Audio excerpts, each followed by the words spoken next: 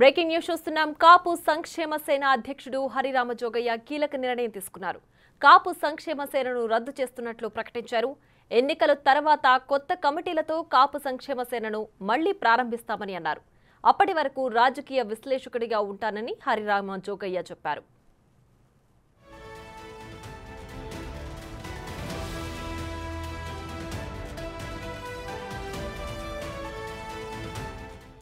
ఇక ఇదే అంశానికి సంబంధించి మరింత సమాచారం మా ప్రతినిధి సాగర్ ఫోన్ లైన్ లో అందించడానికి సిద్ధంగా ఉన్నారు.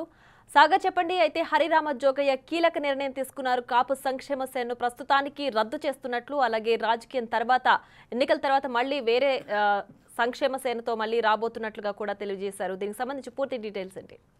థ్యాంక్ యూ ప్రియ. కాపు సంక్షేమ సేన రాష్ట్ర అధ్యక్షులు జోగయ్య బాంబేల్చారనే చెప్పుకోవచ్చు.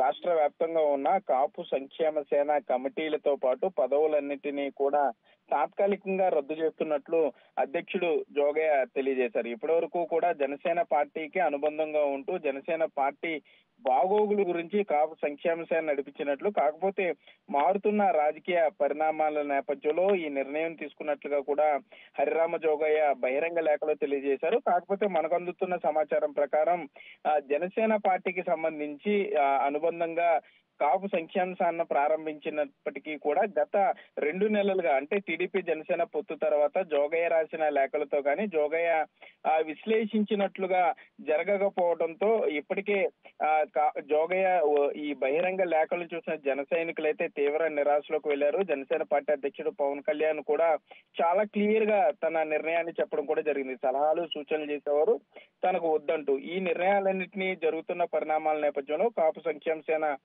రాష్ట్ర ఉపాధ్యక్షుడు మల్లినేని తిరుమలరావు మొదటగా రాజీనామా చేశారు. జనసేన పార్టీకి బాగోగులు అండదండగా ఉంటుందనుకుంటే కాపు సంక్షేమ సేన దానికి భిన్నంగా వెళ్తుందంటూ కూడా చెప్పారు. దీంతో ముందు జాగ్రత్త చర్యలో భాగంగా రాష్ట్ర వ్యాప్తంగా ఉన్న కాపులంతా కూడా, కాపు సంక్షేమ సేనలో పదవుల్లో ఉన్న వారంతా కూడా రాజీనామాల పర్వం మొదలు పెడతారు అన్న అనుమానంతోనే జోగయ్య ఈ విధంగా తాత్కాలికంగా రద్దు చేస్తున్నట్లుగా తెలుస్తుంది.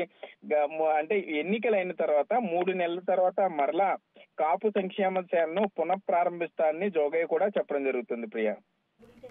Right Sagar, thanks for the updates.